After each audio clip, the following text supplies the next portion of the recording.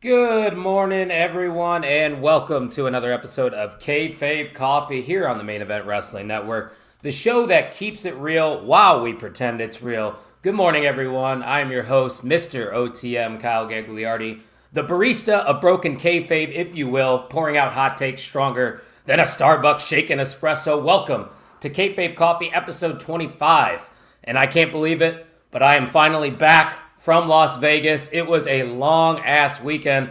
Got in on Thursday night, had a lot to do, and here I am Tuesday morning, a little refreshed. I got a decent night's sleep, and surprisingly, the sleep was okay throughout the entire weekend. It's nice to sleep in a little bit in Vegas, stay in until like 10 a.m., then going to get some brunch. Those are the vibes. Get some mimosas. That's how you do it in Las Vegas, and that's how I pretty much did it.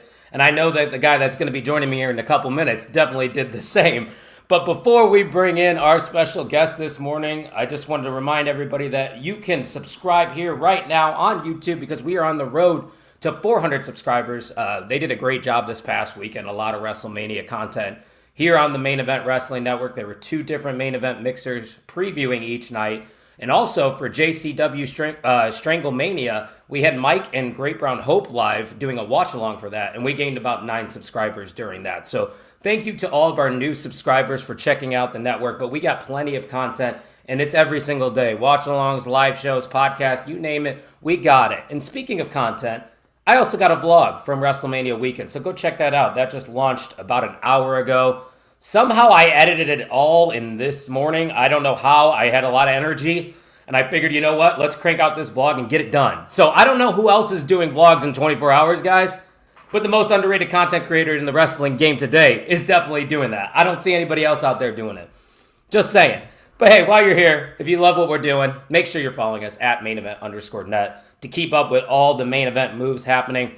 And there were a lot of main event moves happening with this man that I'm about to introduce to you guys. This is actually the first time he has been on the Main Event Wrestling Network, and I have gotten the opportunity to share a lot of words with this man. And then finally, we got to meet in person. I got to meet the better half, Haley. So shout out to Haley, the one that put together this beautiful thumbnail behind me. Let's bring him in already. My boy Mike's in the house from Mouthing Alpha. Mike, what's up, brother? Oh my goodness, Mr. OTM, what an incredible intro. Oh man, it feels good to be here on the Main Event Network, man.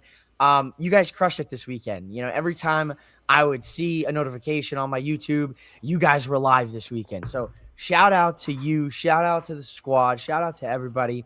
The road to 400 subscribers. Listen, guys, if you don't subscribe to the Main Event Wrestling Network, you are cursed. That's right, So brother. that's what I gotta say. That's what I gotta say about that. I'm here. We got Kayfabe Coffee with Kyle. I got my coffee here. Um, man, oh man, Mr. OTM, felt good to finally meet you, dude. It did. It feels like we've known each other for quite some time, even though it's only been a couple years. I think we interacted a couple times. What was it? Probably 2 or 3 years ago on Twitter, and then here we are today. We met up in Las Vegas at WrestleMania 42. And the funny thing is, night one, I just randomly ran into you. We didn't know where our seats were. You were pretty much directly to my left. Yeah, so that was the funniest part about it was like we had our tickets and then Haley's coworker bought a ticket in the row 2 rows in front of us. Then one of his friends bought a ticket like 5 rows behind us. What You the were hell? one section over, like up, like literally I could turn over my look over my right shoulder, and there Kyle was right there. I would look and I say, "Hey Kyle," and he waved back, "Hey Mike," and then we'd go back to watching night one, and then we'd look at each other after like a match ended, we'd be like, "Is that it? Was that it?" Like we the amount of awkward glances Kyle and I gave each other during night one, you could probably put that in the Hall of Fame as a moment itself. Yeah, it was an interesting night one, which we definitely will talk a little bit about. But let's just introduce everybody to you, because obviously Oh. this is your debut on the network. And why don't you tell everybody about what you do over at Mouthing Off with So Mike? I am the mic that likes to mouth off. Now, when I say mouthing off, I don't mean it in a negative sense. Now, you know, when you usually hear that term, it usually means it's bad. No, I'm high energy. I am Just like our boy here, Kyle. I'm an Italian American. I talk with my hands. I'm very passionate and I'm very emotional. I'll give you the energy, and I'm very critical of wrestling. When it's bad, and I'm very complimentary of wrestling when it's good. Um, that's kind of what I do. You could catch me Thursdays with Four Sides of the Ring. You could catch me on Mouthing Off with Mike Wrestling podcast. I mean, I have to give Kyle credit here. I don't know anybody who's throwing a vlog together in 24 hours, getting it on the YouTube, getting it all edited, nice and polished off for all of you, because I'm going to have a vlog too, but guess what? It ain't coming out in 24 hours. It ain't coming out in 48 hours. It might come out in 72 hours. We'll see about it. But To be fair, you're working. I'm not. Let's put that out there. I don't have a job yet. But hey, look, it's coming soon. We know you're gonna rebound. It's gonna be a hell of a time. You're gonna be making fat stacks. You're gonna have so much money. Your wallet's gonna look like Trick Williams' coat from night 2. Okay. Let's talk about it. How about that? Hey, how about that? Dude, how much merch did you get, by the way? I think I spent about probably $300. I got this shirt, Whoop That Trick. I got a couple other Wrestlemania shirts, but what were you able to grab at the merch store? We grabbed a couple shirts. We each got the I Was There shirt, the two different styles that they had. I think there was like 3 or 4 different styles, but we didn't see the other ones. Yo, what up? What's up, Tino? I picked up the Vegas 316 shirt. Picked up the because I thought it was hilarious. I picked up the Spearmint Rhino Gentlemen's Club shirt. I don't think I know what you're talking about. Yeah, I got the one from last year, and I had to pick up this year. It was like very Miami Vice coded, very Lola Vice coded shirt. And then we picked up some little guys. You'll see in the WrestleMania merch haul. Hell yeah. All right. Stay tuned for that. Make sure you subscribe to Mike's channel because, like I said, there's only a select few people I truly recommend to listen to. And I think you would agree with me. There's a lot of negativity out there. And like you were saying, we can be negative at times. But me and you had this conversation in person. It comes from a place of endearment. We want the best for pro wrestling. That's why we get angry and we get emotional and we get passionate. So if that's the vibe you're looking for, Mouthing Off with Mike, Four Sides of the Ring podcast, check it out, and the Main Event Wrestling Network. Coming together. We're like the Mega Powers, brother. Bring it in. Here, baby. Oh my goodness. Come on. There it is, people. All right, let's talk about our weekend, because it started early. I actually ran into you Friday at WWE World, and I put out the tweet. I said, right first thing in the morning, if this tweet gets 30 likes, I'll paint my face like Danhausen. Not only did Danhausen like my tweet, I believe he liked your tweet as well. And the boys fully committed to it. I don't have the picture pulled up, but Mike, you can attest to it. Me and you both got our Danhausen face paint. That was crazy. We did get it done. And I thought the craziest part about the whole thing was that Danhausen was liking both of our tweets throughout the weekend. And all weekend, as we're giving updates about like all right, it's happening. All right, we're stay tuned. Like I get a notification, I see Danhausen liked your tweet of like, oh, what spam Twitter bot is this? No, and then I click on it. It was the real Danhausen. The face paint thing is iconic, man. You know, we like to have fun, right? So if you're gonna sit there and you're gonna say, hey, let's get our faces painted, I'm going to full commit to the bit. If Mr. OTM said, let's go get Danhausen tooth tattoos at the pavilion booth, I probably would have done that too. And we would have been permanently marked for life with matching tattoos. And our bromance would have flourished for decades to come. So that was probably one of my highlights of Friday night, man. I just like you. You know, I got in Thursday. I had a journey to get there though. Let's hear about it. When we drove out Thursday, you know, we took off right after work.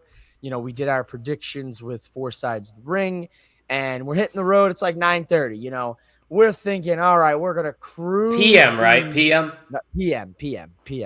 We're thinking, all right, 5 hours to Vegas. We're gonna cruise there from the beautiful Arizona desert.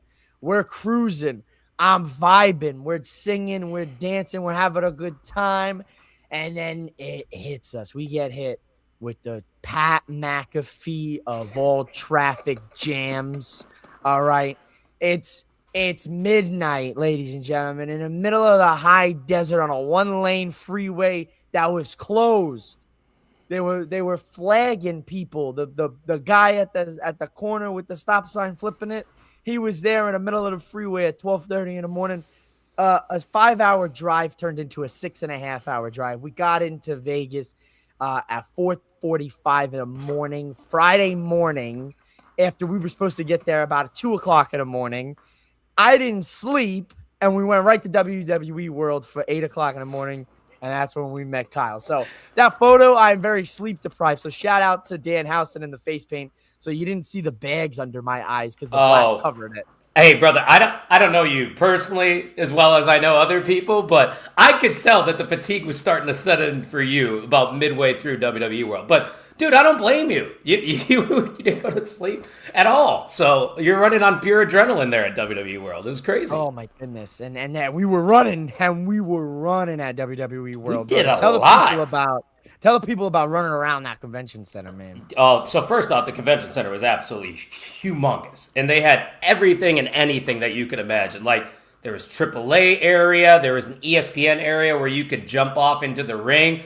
Of course, there was the entrance stage. As you recorded me, I got the video. If you haven't seen it, it's on my Instagram. I was hitting the Oba strut. I didn't do it right, but I still had some aura. I think, Mike. I still was there. Oh, I felt the aura. I was across the way over there trying to meet Dragon Lee and Sean Spears, and we're waiting on the stage. He texts me. He goes, "I'm like 30 people or so away." So I'm locked in, and I'm listening.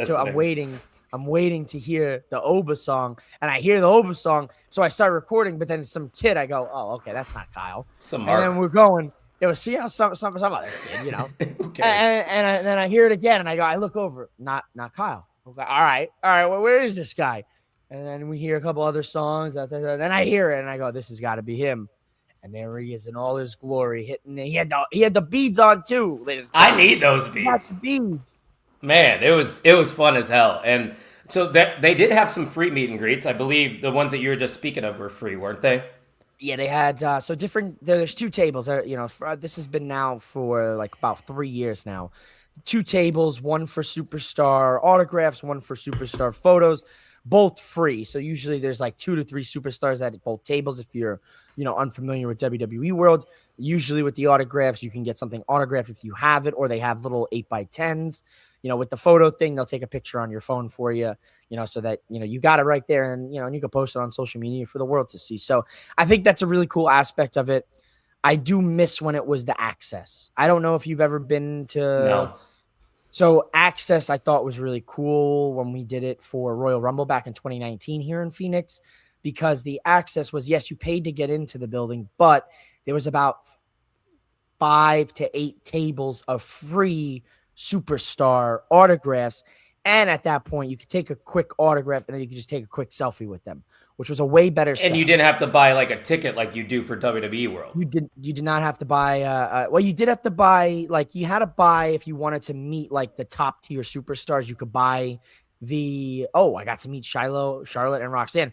That's a great meet and greet. Eric, how did we not run into each other? Eric watches every single one of our streams, and somehow he never reads. Eric, you have me on Twitter, man. You should have DM'd me. We should have linked up and created some content together. That would have been fun. Eric, you could have been almost cursed by Mr. OTM Housen.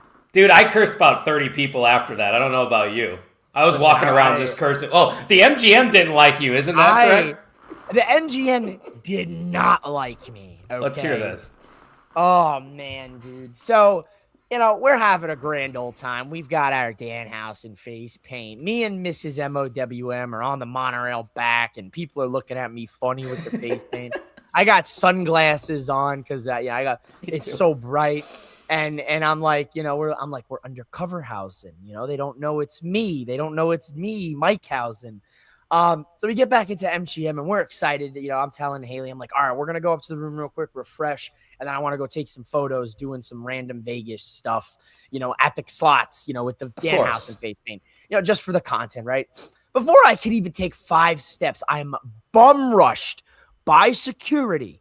Not the creeps and the weirdos and the stinky boys Hotel hanging around security. the elevator, waiting for wrestlers for autographs, get bombarded by security. No. Just me casually strolling up to my elevator that I'm staying at the MGM Grand, gets bombarded by security, told that if I don't take my face paint off right there in the casino floor, I'm going to be walked off property.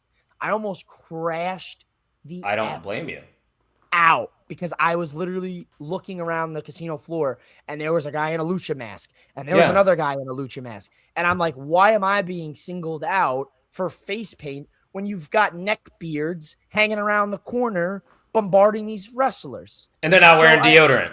And they're not wearing deodorant and they're stinky. So you could smell them as soon as you come off the elevator. So whatever. I tell the lady, look, the security guard, look, we're staying here. Do you want to see my room key? Do you want to know my room? I'll let you follow me up to the freaking room if that's going to make you happy. Right. So whatever. We go, I take off the face paint, whatever. And that was the end of the story. But I was like, if security could have done that good of a job with a guy who poses no threat to you with face paint on, then why? Exactly. There was literally a girl dressed up in full Danhausen costume playing in a casino. Exactly. So yeah, she had a short and everything, so they didn't say anything to her probably because she was a woman. Yeah, but I was a little furious, and I didn't escalate the situation anymore. Like I wanted to take it to right to MGM front. I was gonna go right to the front of the house and be like, look, I'm here for the wrestling. WWE offers this. Where is the disconnect here? And isn't that the same casino where people were mobbing the WWE superstars? Yeah. And they didn't care about the WWE superstars protecting them, but they cared about Mike over here wearing Danhausen face paint at a slot machine. Like, what? Because the face paint, of course, is going to stop their facial recognition because, because I'm doing such bad things while I lose my money and I drink my booze on the casino floor. Thousands of dollars coming out of our pockets, and Right. A little face paint here. But hey, look, it is what it is. We moved on. It's a good segue, man. You stayed over at the Excalibur, so you were right across the street from us. So you saw a lot. I'm sure you saw a lot of people walking around, wrestlers, fans and everything.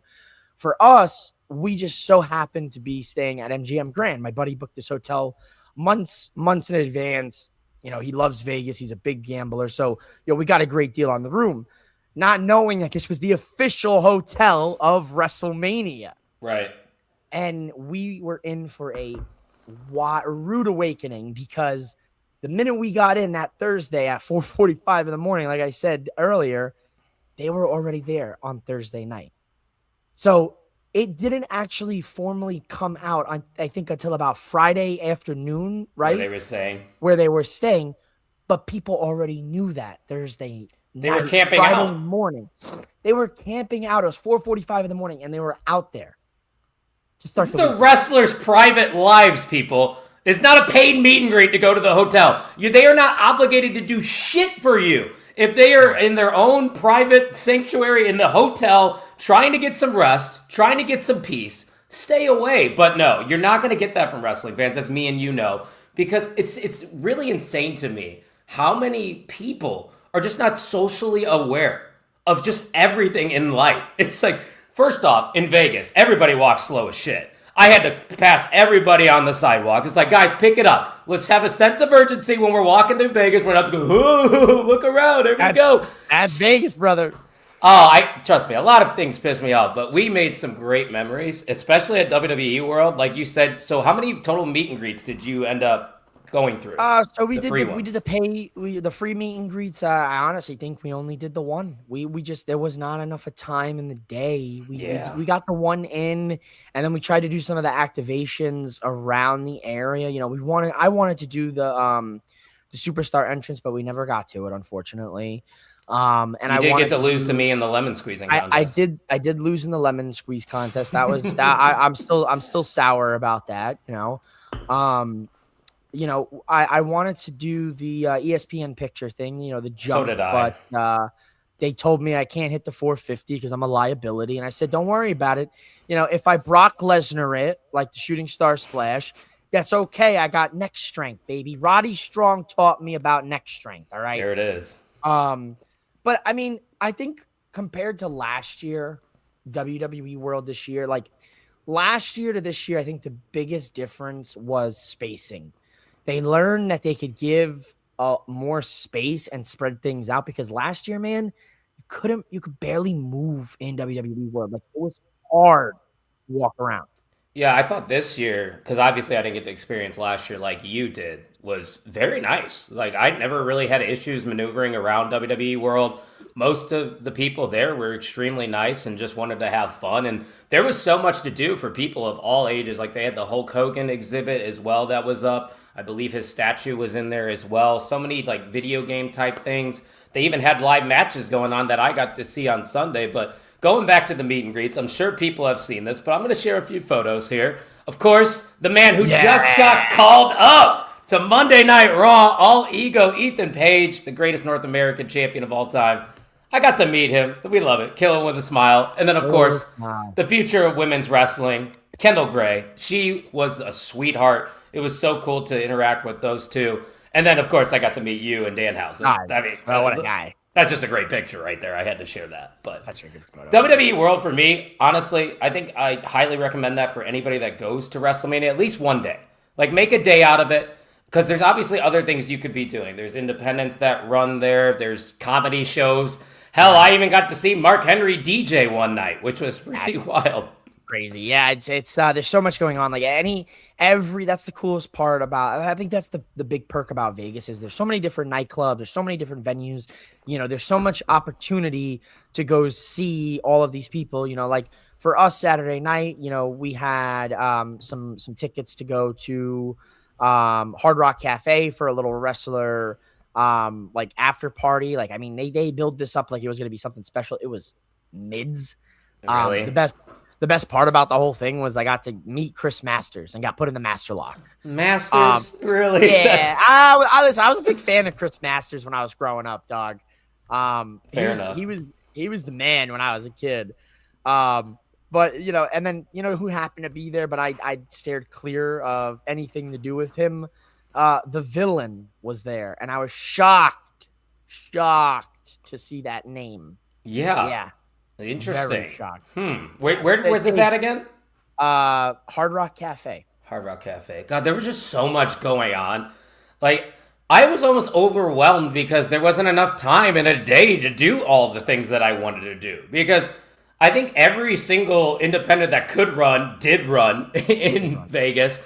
Like, the HyperX Arena that was in the Luxor, I believe on Thursday night, had back-to-back shows of independent wrestling. I caught the ID one at the very end, but you could just tell, man, that the energy there was all the way down. But man, it's just there's so much you could do in WrestleMania weekend. You've been to what, 3 now?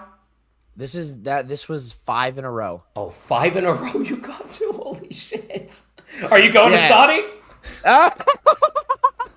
So that's a no. That's gonna be a big no, fat no for me. Unless miraculously I hit the lottery, I win one of these media slots. passes.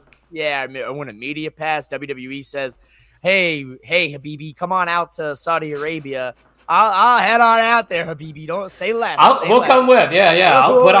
I'll put on whatever you need me to put on. I don't know the cultural appreciation, so you teach me. And I'll do it. Don't you worry, brother. Funny enough, I actually had a few roommates throughout my years in college, and one of them was living out there in the United Arab Emirates. Nice. The UAE, and I asked him about what's it like out there. Would I have a good time? And he goes, "Brother, you come out here, you live like king." That's okay. What I hear. Yeah. All right, hey, say less, baby. 5 was I think, to be honest with you, man, I think you need a break, don't you? I need a break. I mean, we weren't supposed to be at this year's WrestleMania. Same. The only reason we were there was because we lucked out and found super cheap tickets for both nights. They did drop the prices, and we lucked out because we even found a discount code on top of that. So how much did you end up paying? Because I know exactly where you were sitting. You know exactly where I was sitting. So, I mean, for both nights, for the missus and I, after everything was said and done, we were at 802 for total combined Oh, tickets so per you night. paid less probably than I did. Yeah, Yeah, for we sure. paid less. We snagged those combos Tuesday night right before they sold out.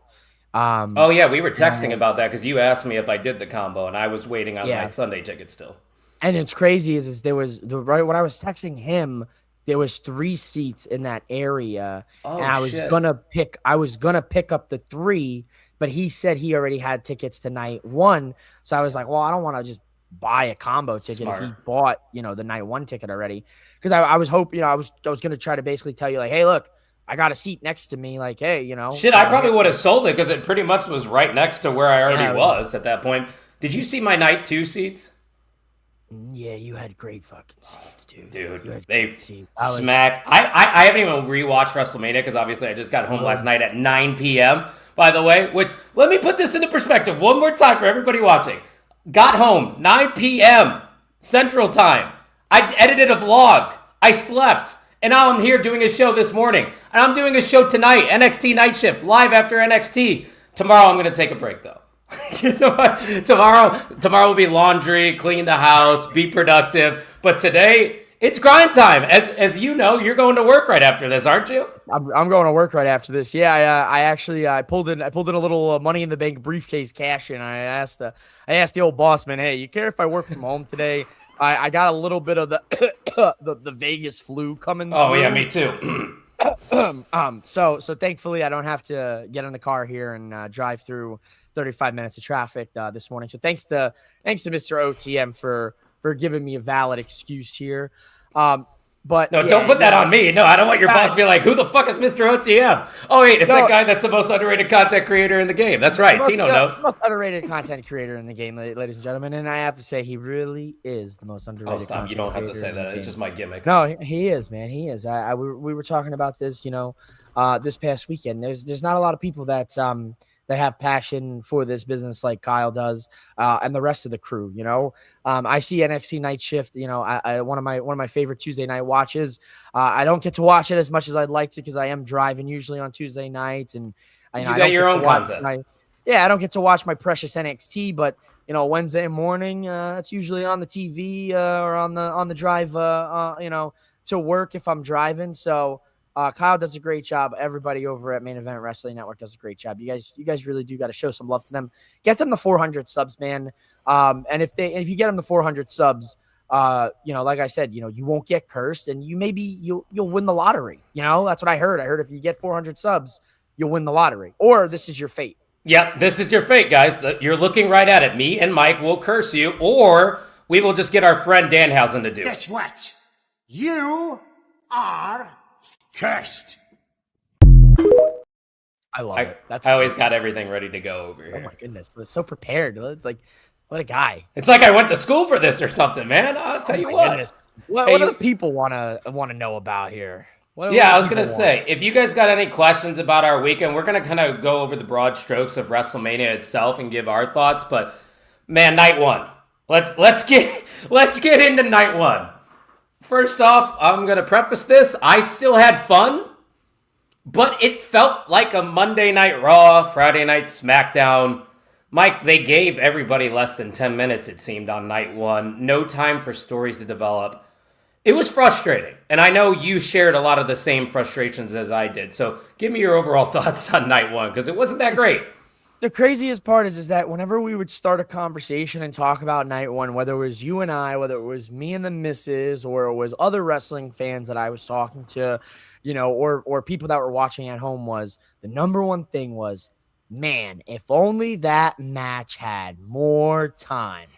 And you could say that for every single match on Saturday night. And I thought that was crime. That was a crime punishable having to walk the plank off the top of Allegiant Stadium. Genuinely. It was terrible. I mean, listen, the opening match was what, 7 minutes? 7 minutes. Speed, and it all was for speed to get a moment after the match. Okay. Like no point. The unsanctioned match between Jacob Fatu and Drew McIntyre, one of the more tame unsanctioned matches I think I've ever seen. Like, as a whole, I think night one was just underwhelming. And honestly, one of the worst nights I think I've ever seen in WrestleMania history, Mike. Here's your official times per Wikipedia in ring time for the Usos match: 7 minutes and 8 seconds. Terrible. The unsanctioned match, which is a match not supported by WWE, with a blood feud between two guys With a ref, went 14 minutes. And like Kyle said, that was like the most tame unsanctioned match that I may have ever seen. Now, we know we're not going to get anything that you get in AEW. It's the WWE, yeah. Yeah, there's no barbed wire. There's no electric prods, glass. No needles getting injected with suspicious liquids into people's mouths, thankfully. Yeah. But like, maybe give me a little bit, I don't know. How about maybe fight up the stage? How about a cool visual from WrestleMania? A picture of the two guys fighting up the middle of the stage, fighting on the stage. I don't know, maybe fighting in the crowd a little bit. Something that would make a visually enticing moment out of this match, instead of it just being poor Drew McIntyre putting over the next big thing for the Samoan dynasty. Yeah, and obviously we know the direction of Jacob Fatu, so it makes sense that he ended up winning that match because he's going up against the Tribal Chief at Backlash. The words of an NXT alumni, Jacob Fatu is to the moon. True that. That dude's got a rocket strapped to him. I remember, I think it was Sunday morning, he was at WWE World. He was on Jeff Teague's podcast, and he was talking about, he's like, this is going to be the year of Jacob Fatu. And I firmly believe it after he beat Drew, and then obviously on Monday Night Raw confronting Roman Reigns, which it looks like Roman Reigns and the Bloodline's back. I love the Bloodline at the beginning. Roman Reigns is one of my favorite wrestlers of all time, Mike. I just don't need to see a rehash of something we saw 5 years ago. Listen, brother, this is the Bloodline rehash is like when you go to Vegas and you get food and you can't eat all the food, so you're like, I'm gonna take it back to the casino. I'm gonna take it back to my hotel room. Then you take it back to your hotel room and you realize there's no fridge, there's no microwave. How can I heat this up? I'm gonna have to eat this cold pizza. That's what this feels like. I feel like I'm eating cold, stale pizza from Vegas that got left out in my hotel room for a night that I decided to eat because I didn't have any other food. So we're not going to reheat the leftover pizza here. Let's leave it alone. Let's not do that. I'm good on 5 more years of the Bloodline and the story. I'm good on that. I thought Jimmy and Jay were going to turn on Roman there. That's what I was hoping for, but I guess I'm a little too optimistic when it comes to these if this ends up starting another Samoan civil war with the Fatu clan versus the Anoa'i clan, I could be convinced. I could be, but at this point, how many times do we have to see a Samoan dynasty civil war? How many times do we have to see Jimmy and Jay with their tails between their legs? Right? Just riding Roman's D. I love you, Roman. I'm so. You didn't choke me out 18 times and manipulate me and abuse me like a scalded dog, but I still love you. You're my tribal. So like, there's better. Come on. I think a little bit of your mic was muddled out there. Just a heads up. I mean, you probably were. You're good now. You sound great. Don't worry about it. But let's go back to night one a little bit because I want to talk about the main event.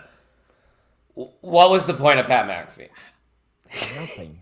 I like when you ever read a comic book, Kyle? Mm-hmm. Do you remember in the comic books in Batman when the fans voted back in the late 80s to kill Jason Todd? Mm-hmm. And then a few years later they resurrected Jason Todd and they retconned the whole story and they introduced Red Hood. That's what happened.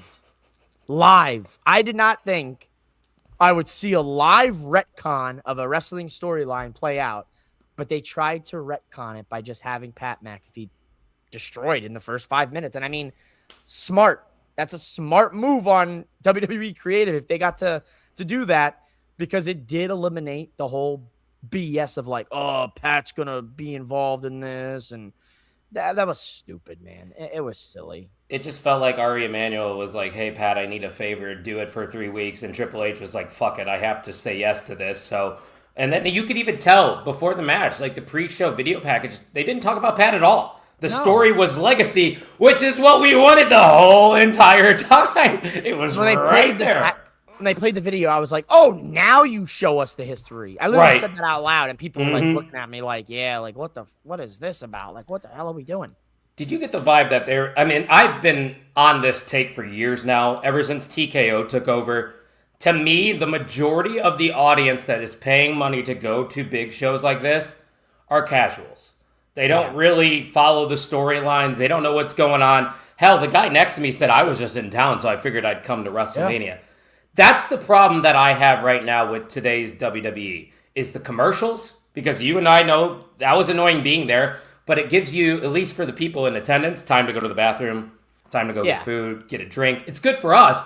But I couldn't imagine being a viewer at home and having to deal with that. Like, I don't know what the exact numbers were, Mike, but I believe on night one, there was only a 12-minute difference between ads and in-ring time. So it was, we were at like a 4-hour show. Like, I'm going to just do for round numbers. It was a 4-hour show. On the wrestling, there was an hour and 24 minutes of wrestling, give or take approximately, with the rest of that being ad space. So do the math there. About 2.5 hours of a 4-hour show was ads. This is the ESPN problem. And I see people like trying to compare it to the NFL. You can't compare wrestling to the NFL. The NFL doesn't have a script, even though some people might think it does. They have bills to pay. We are so used to that formula in the NFL of going to commercial after every down. In wrestling, we've never been accustomed to what we are seeing right now. They have restructured the way that WWE shows are going forward. I left night one, and this is legitimately what I said. What happened to the game I love? Because night one was not WrestleMania. That was bullshit. Night one was literally bullshit mania. It was literally bullshit.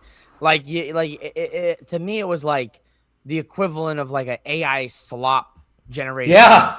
100%. Like it just felt so like thrown together. Like, all right, here we go, guys. We're gonna do the Hall of Fame next, and we're gonna have everybody come out, and then we're gonna do another 15 minutes of a commercial, and then we're gonna show a 5-minute clip from this Hulk Hogan documentary that genuinely people. Solo Sikoa's ordering DoorDash. Yeah. Solo Sikoa's ordering DoorDash. You're seeing Morgan and Morgan Law commercials, this commercial, that commercial, ESPN commercial, this Netflix. It's bad that show we know commercial. Every commercial now. I mean, it was asinine at a point, because it's like, what happened to the backstage interviews with the Hall of Famers? What happened to promos after the matches, like with Kathy Kelly backstage asking Jacob Fatu, Jacob, how did the match go? How did you feel about your WrestleMania debut? What's next for the Samoan Werewolf? Like, none of that took place, But don't worry, guys. You got a 3.5-hour pre-show. You got a 3.5-hour post-show. And that's why after night one, you have people chanting in the parking lot, "Fuck TKO." And that was my mentality leaving the parking lot night one. I didn't want to hang around there anymore. Night two, I went to the post show and I tried to get on camera and enjoy myself because I had a great time night two. I don't know about you, which we will talk about here in a little bit, but night one, man, and they did a great job at making up for it night two. But if night two was exactly like night one, we would be sitting here talking about how much money we wasted on this trip and how this was the worst WrestleMania of all time, probably. But thankfully, that's not the case. I don't think it would have been the worst WrestleMania of all time. It certainly would have been in the top 5 of terrible WrestleMania. 27 was pretty bad. Yeah, 27 was pretty gnarly. 36 was pretty gnarly outside of the Firefly Funhouse match. COVID. 37 was... Yeah, COVID. 38 was good. 39 was one of my favorites. I think 39 is definitely up there for me. And I think 40 is definitely up there for me. Last year was, and this year we got a 50%, ad mania running wild. That's what it is. No, seriously, it was kind of tragic at a point. It felt like you were watching like, I don't know, like the downfall right there and then for a bit there, and then like night 2, it was like, we're back. It was so weird. And they might be intentionally doing that, which if you are, fuck you, WWE, because you're wasting people's money by making them spend it on both nights, which now I might just wait for night 2 because night 1 has just been meh most of the time. I mean, at least with 39, you had Sammy and KO win in the main event, which was that was a very good match. Tina said apparently for the people that had the VPN and Netflix internationally, they showed the whole Hulk Hogan documentary during all the ads. Yeah. What? Yeah. You're running a doc during WrestleMania? What the hell, dude? Are they just trying to squeeze every money they can out of everyone? So I learned that yesterday because when we got home and we were like, unpacking everything and eating dinner, I threw on Mania for a bit and I threw it on the VPN stream from Netflix. He's right. He's not telling lies here, ladies and gentlemen. We got through like the beginning intro and then they did like the first commercial right after the Usos match. Yeah, they showed the Hulk doc, basically all of the Hulk documentary. I was like, how in the year of 2026 is Hulk Hogan getting more time on a wrestling show than the fucking wrestlers on the show? They lean in so much to the nostalgia of everything and just, I mean, it even showed with John Cena kicking. I know he was the host, but he kicked off both nights. That didn't feel like John Cena to me. That felt like John Cena in a suit playing a character that WWE wants him to be. What was the point of having him there? Yeah, it was weird. It was they had to move tickets. Did that really put butts in seats though? I mean, it probably did actually. Now that I say that, I mean, probably put butts in seat. Probably all them Vegas comp tickets put asses in seats. Let's talk about that. A lot of I heard through the grapevine. A lot of free tickets. A lot of free tickets went to night 1 to the heavy gamblers in Vegas and the and the big time spenders. And night 2 there was a lot of comps as well. Not as many as night 1, but night 1 there was a lot of comps. Why did Liv and Steph only get 7 minutes? Well, great question. You know what they said was, well, Liv and Steph were both banged up pretty bad going into WrestleMania and they didn't want to risk an injury. Well, then how come Monday night Liv Morgan went 13 minutes with Sol Ruca? Longer than Stephanie Vaquer! What are we doing? That feud was actually good going into WrestleMania. Liv and Stephanie. Night 1, I was amped up for that match. I was ready to rip my shirt off. And Trouble came out, the entrance and everything. I hated it, but Liv Morgan got stripped live. That was wild. Everyone was saying, "Oh my goodness! Oh my goodness!" Felt like we were in the club, didn't it? I was like, "Whoa, Brittany, settle down, Brittany. Hold on." It's Liv, bitch. That's what Liv. She said. That should be your intro right there. But night 2, man, that was a complete 180 from night 1. Like you start as hot as possible. And me and you talked about this. You had to have Obafemi beat Brock Lesnar. And in my eyes, I don't know about you, I think that was the perfect way to do so. And we got the surprise of after the match, Brock throwing up the X. He's done. Brock's retired, man. How'd you feel about that opening the night 2? Of all the matches that deserve to be under 5 minutes, this was the only match that should have been under 5 minutes. We all went into this expecting this match is going to be a quick one. It's going to be a quick, hard-hitting affair that's going to end with hopefully Obafemi on top as the next ruler of WWE, and that's exactly what we got. Did I expect to see Lesnar retire? Absolutely not. I figure that's going to take place in SummerSlam. Mr. OTM here would have been live for that one, and he would have been sending me clips and texting me, "Oh my God, Lesnar is retiring," and I would have said, "Good riddance." Yeah, same. That's the hard part for me. It's like, obviously we're not going to get into it here on this show. I don't want to drag everybody down, but we know there's some things out there about Lesnar. They're less than favorable. We know that has certainly turned his general public consensus to a negative overall for the majority. Commentary. For the majority. It's hard. I have very mixed feelings. A part of me is like, wow, we're seeing that's sad. Like, thank you, Lesnar. A part of me is also like, you know what, Brock? You should have just stayed away. See, I'm kind of glad that he came back, and I'm putting the outside the ring stuff in the back of my mind. Just pushing Far- that to the far side away, because yeah. once again, nothing I don't think was confirmed yet with any of those reports as well. So that's why I haven't really formulated my personal opinion on Brock Lesnar. I still could sit here and respect Brock Lesnar for the work that he's done in the WWE because it was his choice. It was ultimately his decision to put over Obafemi at WrestleMania. It probably was also his decision to do an impromptu retirement because I think that you probably even saw it when you throw up the X. That usually means that you're going into a shoot. It's not a work. Like he's legit doing something. And I think Paul Heyman was actually surprised. So there might be a chance that Brock just called it right there. He just said, fuck this. And that screw your favor that you got for Gunther. I think at the end of the day, man, I think a part of it's also Lesnar probably watched the Goldberg retirement tour, the Cena retirement tour, the AJ Styles retirement tour, and said, you know what? I don't need this shit. I'm gonna go out when I want to go out, and I'm Brock effing Lesnar, and I decide what I want to do when I want to do it. And I think at the end of the day, I think Brock made that call right then and there because of the reaction he saw to Oba. I'm going to be honest. That's my conspiracy theory. No, I think you're right. My conspiracy here is that Brock wasn't going to retire after this match. But I think after he saw the crowd reception, he heard the chants, and he saw this dude get the reaction he did after the win, I think that's when Lesnar realized, I don't need to be here anymore. Yeah. I don't need to be here. And you can see it right here. There's him saying goodbye to the crowd. I mean, nobody. I've never seen Lesnar cry.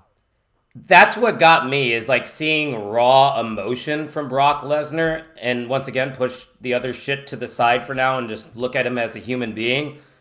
Man, that was emotional for a lot of people that were by me as well. And I'm not a big Brock Lesnar fan, but I appreciate the work that he's done in the WWE. Yeah. I think there's no doubt he's a first ballot Hall of Famer.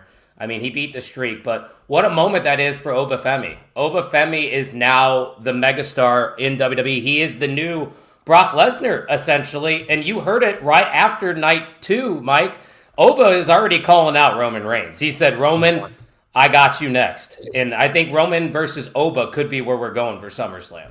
I'll be buckled in, baby. I'll be locked in. I'll be ready because I can't wait to see Obafemi hit that man with the fall from grace, baby. He's got to beat him. You have to. I mean, listen, I'm okay with Roman getting till SummerSlam. I can deal with Roman. He said he's going to be here next week. Miraculously, I'm good with that.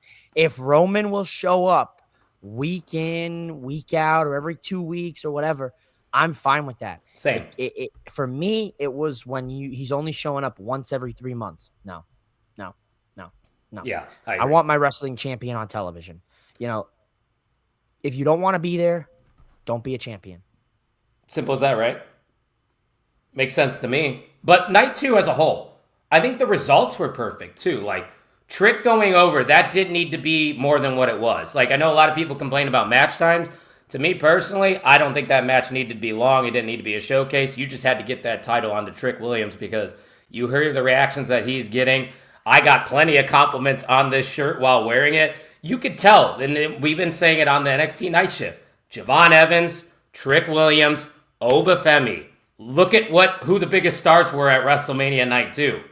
Probably those 3 plus the main event. First of all, it's incredible to see that, you know, we have 3 guys of various character types and various builds coming into the company. It's also incredible that you have 3 top tier premier talents that are young and upcoming and hungry that are going to be here for the next 10 to 20 years. But on top of that, it's incredible to see 3 black wrestlers get prominent feature on WrestleMania. No doubt. Because, I mean, other than Bobby and Kofi, Bianca and Sasha, there really hasn't been that many moments. Yeah. And that matters. Representation matters of all different kinds of ethnicities, race, religion. You need diversity in your company because there's all kinds of people this is a global product. You got to touch every single demographic. And it's incredible because, like you said, those 3 are completely different. They couldn't be more different from each other, but they all offer something incredible that makes them superstars. Let's go to the main event. I know you got to get going here soon for work. I don't want to keep you too long. I gotta go to the gym too, so that's another thing. I gotta be honest with you. I'm at my lowest weight after Vegas because no, that's not a good thing. I'm trying to put on weight. I'm at 150 right now. 150. I'm That is trying low. to get back to that level, brother. I got about 10 to 15 away from you. I'll give you my 10. Give to me 15 5 or 10. Yeah. I'll give you that. I'll take a little bit of that, man. Hell yeah, brother. No, so night 2 main event. I think probably best WWE main event in A long 10 time. years. 10 years, easily. Long time. Like Very long time. we're gonna look back and talk about WrestleMania main events. This is gonna be one of them. And you saw what Roman said right after the match. He goes, "I might hate Punk, but I respect him because we made magic tonight." I don't think they could have done that main event any better, Mike. I think it was perfect. I think Besides the steps. Besides the steps, yeah. Well, I thought that was a DQ, and then Punk, Should have been. punched him in the balls, and then everything was evil. Everything was even, and we were Yeah. happy.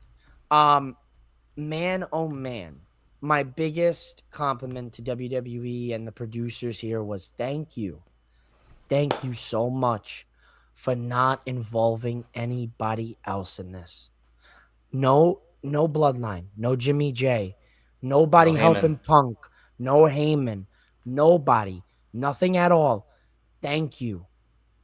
That right there is the epitome of what WrestleMania used to be. That More of that. from top to bottom, I think night 2 was a perfect show. I thought the pacing was great. I thought the Danhausen segment being implemented in there was perfect. And apparently we can call them midgets because Cole said they wanted to be called midgets. So the Danhausen brought the midgets out. Yeah, it was on commentary, so we can say it now. Apparently they want to be called that. That's a new thing. I don't know. I mean, I learned that most midgets in Hollywood hate Peter Dinklage because of the fact that he's like the only one that gets filmed. Yeah, that's true. At least these guys got their WrestleMania moment, right? Their moment. I'm sure that those probably were the guys from Micro Mania. Oh, those probably were the guys. Those probably were the guys. Psycho was that John Cena guy. Remember during that segment? That was such a cool moment for Psycho, bro. I remember. I think he had like a kid too. He had a kid or something like a few months ago or a year ago or something. I remember seeing that on social media. Nah, man. I mean, I wouldn't say night 2 was perfect. What did you not like? I wanted a little bit more from Rhea and Jade. I think that's fair. I mean, look, there was only one women's match on that show on night 2. There was 3 on night 1. All 3 of the women's matches on night 1 were under 10 minutes. And they under-delivered as well. And they under-delivered. And then Rhea and Jade was exactly about 10 minutes. And I think like they delivered, but like they needed a little bit more. I think they could have afforded 5 more minutes for them, but that's the best Jade's looked in a long time, in my opinion. I'm gonna be honest with you. That might be Jade's best match in WWE, like hands down. And I thought the same thing, and that's not saying much because we're day one supporters. Oh yeah, AEW. But I don't know what has happened to her over these last few years because I felt like she regressed at some point. I was gonna say, it felt to me she's plateaued. It's kind of like, this is it? Like, we were expecting so much, I think, from Jay just because of her physical presence, but it never has connected with the WWE audience, I don't think. No, I don't think WWE understands her. I don't think WWE's used to seeing a woman like that. I don't think the fan base kind of like got her. Does she fit AEW better, you think? No, I don't think she fits AEW better. I'll be honest with you. I think Jade Cargill, for me, I think her best role in WWE would be a manager. Interesting. Be one of the most physically imposing managers of all time. I know, right? Like, that's the saddest reality. It's like, look at that build. And then it's like, I think as a manager, Jade has more longevity in the company. I think she'll wrestle for another year or two. I very well would like to see her as a manager because she can talk. That's the thing. She can talk. She's got good natural heel instincts on the microphone. And like, if you pair her with look at me, shouldn't be Fab. Yeah, they're doing good. I could buy Jade Cargill being their manager on a tag title run. 100%. I actually am more interested in Meechin and BFAB than I am Jade Cargill. I think BFAB has improved over the past year. I think BFAB has been doing great work, and shout out to Natty, man, the dungeon. Yeah. Look, the dungeon will expose your weakest parts, and it'll help you strengthen your strongest parts. And I have to give her a ton of credit. Natty has that dungeon. Her and Tyson, man, more credit to them. No More credit doubt. to them. They've done a lot of good things for Maxine Dupree as well. The list goes on. And also shout out to Bailey. I forgot what that program that they run. Yeah, there it is. The Lodestone. They're doing a lot of stuff with the independent scene, like Izzy Moreno, Janai Kai. A lot of the biggest names that you see in the independent wrestling scene are getting help from WWE superstars, which is just awesome to see. But I would say if I were to give night one a letter grade, I'd give night one a D. And that's that might be generous. That might be generous for night one. And I'd give probably night two an A minus, just because to me, I think everything flowed perfectly. I think the right results happened, and they really did a good job at getting me to care about most of the matches. So I'm curious, if you were to give each night a grade, what would you give it? Night one gets C minus. Oh, C you're minus. nice. I'm a little bit nicer. The only reason I'm giving C minus because night one I did like Cody and Randy once Pat It was a good eliminated match from the equation. And I did enjoy Gunther and Seth on night one. So that's maybe my I should go D C- plus. grade. Yeah, I'll go D plus because you're right. Seth and Gunther was a really good match. Yeah, give him a little plus for Seth. Night two, I will give it a solid B plus. I'm not going to give it an A minus as I really want to, just because I feel that I do think there should have been a little bit more time allocated for the Rhea and Jade match. And you said it about Trick and Sammy. They should have at least went 10 minutes, not 7 minutes. I needed They I only needed went a little 7? bit. Only meant 7 minutes. So just because of those two matches that I felt that should have got a little bit more time, I'll give it a B plus. And a lot of that B plus is carried from Roman and Punk. That's where a lot of that B is coming from. Easily a match of the year candidate. And I would say the ladder match was too. Yeah. The ladder match was a lot of fun. Like, we had some good spots. That should be on the card every year, Mike. The ladder match should be on the card every year. I think after this year, man, get rid of Money in the Bank. Get rid of Money in the Bank pay-per-view. Put Money in the Bank back on WrestleMania. Night one, women's ladder match, Money in the Bank briefcase. Kick Starts off the show. Yep. Night two, men's ladder match, kick offs the show. Perfect. Well, think of all the teasing they could do with the cash-ins on WrestleMania. Think about how much better that is, because you could run a story where, hey, look, it's next year's WrestleMania and so hasn't cashed in yet. He's got until 10 o'clock. That match starts, yeah. Right. So it's like, that would be so much. And I'm shocked WWE has never done that in the history of Money in the Bank, where the Money in the Bank briefcase holder holds it to the very last minute. Somebody's got to do that, right? And I think I would hope so. A good candidate for that this year could be Dominic Mysterio. That'd be a good one. Just camps onto it, just holds it, and just teases it, and is annoying, and gets his ass beat the entire year until WrestleMania next year in Saudi, and he just cashes in that son of a bitch. Oh, that'd be great. But it was a great weekend in Las Vegas. We had a blast. Mike, I'm sure you're going to be talking about it a little bit more on your shows, so why don't you let our listeners know what you got coming up later this week and where they can find you. Man, oh man, we've got a lot of content planned for this week. I've got three videos really planned out, so you can catch that on Mouthing Off with Mike Wrestling podcast. We are going to do a WrestleMania review, go a little bit more in depth to each match, talk a little bit about kind of the result and how things kind of can go from here moving forward. We're going to do a vlog, of course. It won't be in 24 hours like Mr. OTM, so you better watch his. And then we are going to do a merch haul, but it's going to be a little bit different.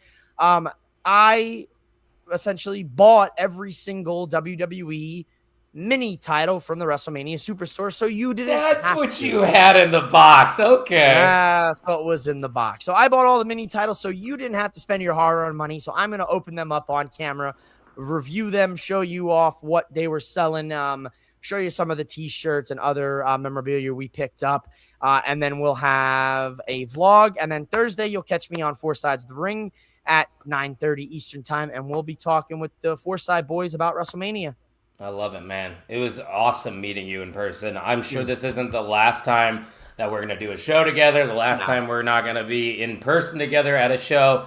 Plenty more stuff to come with Mr. OTM and Mike. So if you love what we're doing, don't forget to check out the vlog. Mike's in my vlog as well. It is live on the YouTube channel, so go to that QR code above Mike right now, and you'll be able to check out that. Make sure you're subscribed to the channel. We're on the road to 400 subscribers, and we got content daily over here at the Main Event Wrestling Network. Watch-alongs, live shows, podcasts, shorts. I reviewed a chicken sandwich at Wrestlemania, people, and I uploaded it, and it got 1,000 views. So thank you guys for checking that out. That was pretty cool. We should have bought that steak.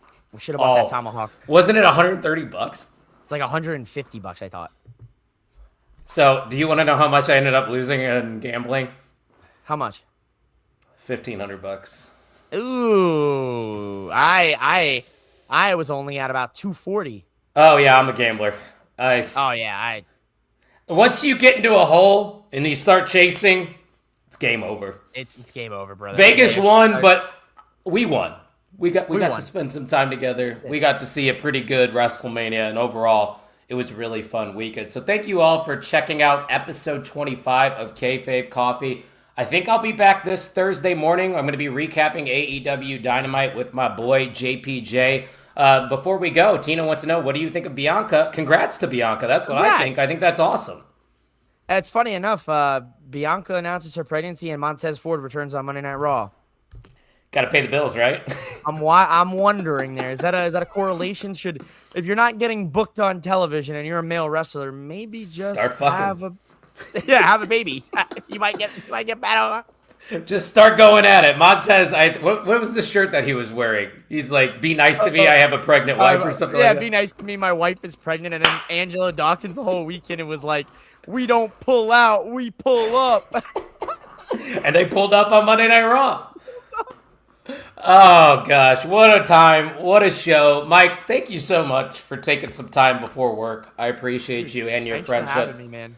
And once again, everybody, thank you all for checking out episode 25. We will be back this Thursday with another episode. Tune in tonight to NXT Night Shift, live 10 minutes after NXT ends. It'll be me and Jay Gold talking NXT Revenge Week 2.